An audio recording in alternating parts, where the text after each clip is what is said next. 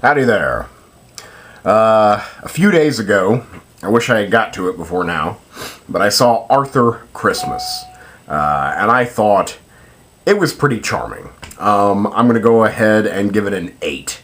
I was trying to get in the Christmas spirit. It is December after all, and though I live in Los Angeles and Christmas practically does not exist here, I thought, well, I'll check out Arthur Christmas.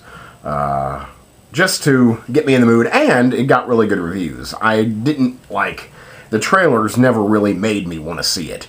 So, I just saw it because it got really good reviews. And I wasn't disappointed. I had a good time. I can't tell you who wrote or directed it. I know it was a woman, which always stands out to me. I always remember when a woman directs because, I don't know, it seems that directors, seems to be a boys' club. And it just always stands out in my mind when a woman directs a film. And one directed Arthur Christmas. But it was produced by Aardman Studios. I guess you could call them the European giant of animation. What Studio Ghibli is to Japan. Aardman Studios is to the UK, I'm sure. And it does not disappoint. I mean, Aardman consistently puts out a superior product. That's another reason that I thought that I should see it. They did the Wallace and Gromit films, Chicken Run. They've done a lot, actually, that I can't even recall. But, okay, so we have Arthur Christmas. Stars James McAvoy. Really just kind of a lot of British bigwigs, I would say. James McAvoy, Hugh Laurie, Bill Nighy, Jim Broadbent, Emily Watson, I think, and then out of nowhere, Laura Linney, and Eva Mendes. So you got a really good vocal cast. Again, like British acting royalty almost. I am a huge fan of Jim Broadbent. Jim Broadbent can do no wrong. He's good here. He's the current Santa Claus. The film deals with the mythology of Santa Claus, expanding on that. Santa Claus is not an eternal magical being. I mean, he obviously has some type of magical properties here, long-aged perhaps, but he is in a line. He is in a succession of Santa Claus. There is a grand Santa Claus, and a Santa Claus, and the children of Santa Claus who are, competing to be the next Santa Claus. So, again, it expands on the mythology of Santa Claus. And that's kind of cool because, it hits that Christmas button of, Santa Claus, and yet it's a family film. It's about family. It's about togetherness. And that family and that togetherness is Santa Claus's family. So, kind of an original idea. Definitely, has a lot of original ideas, like the reindeer. They are, bred for the trip.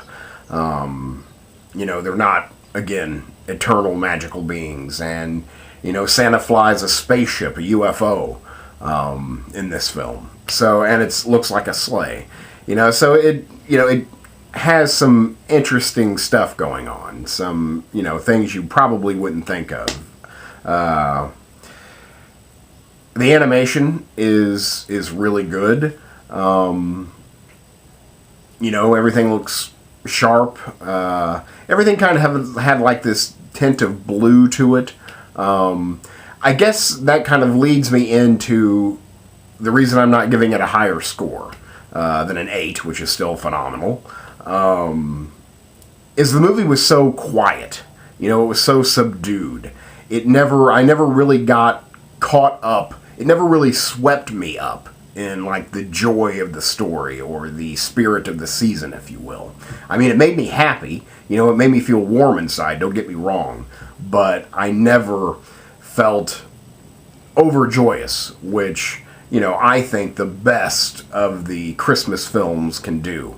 You know, really makes me get trapped in that feeling, you know, of being surrounded by family and friends and love. I mean, it almost got there, just not quite, you know. It's very quiet. You know, I said subdued. It's a subdued film. The animation never gets too crazy. It never gets too bright. You know, it's very kind of monochromatic in a way. Maybe that's so the reds pop. I don't know. But, you know, I probably could have used a little bit more color. Though again, Christmas is a gray time, you know, in your traditional places. So there's a lot of, you know, whites and blues and grays. So again, it captured the mood of the season, perhaps. One thing, I wouldn't say that it bugged me, but I go back to, it's very quiet. Music is very sparsely used, and it's usually just traditional Christmas music. I'm not sure if this film even has a score. I mean, I thought that, I talked about getting swept up in it. I thought that it could have done a lot better job at really sweeping me up in the emotion if they had some music. But there's very little background music in the film. It's very quiet. You know, I could hear a lot of the kids talking a lot during the movie. So maybe it had a little bit of a trouble keeping the attention span of the younger kids. But again, I could hear people talking, and it's due to the quietness of the film. There was just not much music, and I thought that was, you know, different. Maybe that's commonplace for Aardman Studios, I don't know, but again, I didn't really pick out a score at all. But I really enjoyed it. I thought it was funny, you know, really heartfelt. All the performances, the vocal performances were great. The story was smart and, again, heartfelt. There's lots of emotion that builds at the end. I think, you know, it's important for kids to see. I think the message of the film is good. That, you know, that would just be kind of to be who you are, you know, to follow your dreams, to never give up. You know, I think those are important things for kids to hear and learn.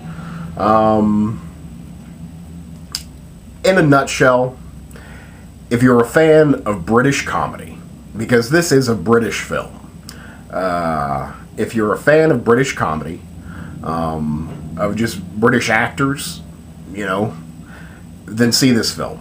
I mean, I think definitely see the film just for the spirit of the holiday. I think it definitely does do a great job of capturing that. If you're going to the movies with your family this holiday, definitely one you should consider at least checking out, because it's a Christmas movie, and it's a good one. But especially, I mean, even if it weren't Christmas, if you're a fan of British comedies and that British humor, wit, wordplay, then definitely check it out, because, you know, you'll be richly rewarded. So, I mean, I think that's pretty much it. I am a fan of British comedies, British humor, so I enjoyed it. So I think that's pretty much it. I had a good time, you know. I saw it in 3D. I guess pretty much not by choice. There wasn't really a 2D option, but I got to see it for free, so, you know, why not? I thought the 3D looked really good. I wouldn't say that they use the aspect or take advantage of the aspect a lot. There's a lot of flying scenes that look really good. There's a lot of perspective work with, like, millions of elves that, you know, the 3D really enhances. But I don't know. You know, again, I can't help but think that that gray somberness I talk about, monochromatic, is due to more of the glasses, you know, removing, what do they say, 16% of the color. So, again, 3D, whatever. But I did see it in 3D, and it was fine. You know, I can't say that, I can't tell you the difference, but I can't say that it really added anything. But I had a good time at the theater, and laughed a lot. And again, very heartwarming, you know. A good Christmas movie. I'm sure it will be around for years to come at Christmas time. So that's Arthur Christmas. It's a solid 8. Thanks much.